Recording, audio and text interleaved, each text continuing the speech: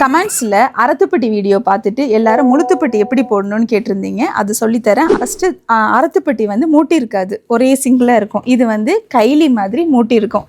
அதை வந்து நாம் இப்படி தலையில் போட்டுக்கோங்க. ஓகேவா? போட்டாலே உங்களுக்கு தெரியும், ஆல்மோஸ்ட் இது வந்து கைலி மாதிரி இருக்கும். கைலி மூட்டியிருப்பாங்க இல்லையா, அது மாதிரி ஸ்டிச்சஸ் இருக்கும். சதைச்ச உடம்பு, மெலிசான உடம்பு, அதுக்கு தகுந்த மாதிரி நாம் கஸ்டமைஸ் பண்ணி இதை பெருசாக கூட ஸ்டிச் பண்ணிக்கலாம். ஸோ இந்த தையல் இருக்கு இல்லையா, இந்த தையலை வந்து லைட்டாக கிராஸாக வச்சுக்கோங்க. இந்த மாதிரி கிராஸாக வச்சுக்கோங்க. இந்த இடத்துல டைட்டாக வச்சுக்கோங்க. டைட்டாக வச்சுட்டு இங்கேருந்தே கொசுவ ஆரம்பிங்க.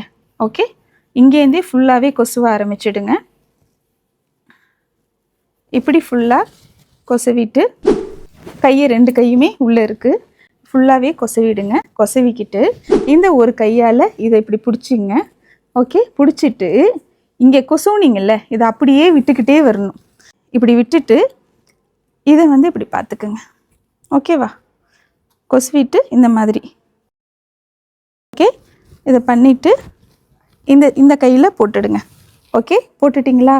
போட்டுட்டு இந்த கையை வெளியில் எடுத்துருங்க. எடுத்துட்டு இதை இப்படி கொண்டு வந்துடுங்க. சரியா? இதை இப்படி போட்டுட்டு இந்த கையை தூக்கிட்டு பார்த்தா இங்கே ஒரு லாக்கு தெரியும். இதில் தான் இது நிற்கும். சுற்றி நம்ம போட்டுட்டு இந்த எண்டை வேணால் நம்ம இப்படி பிடிச்சிக்கலாம்.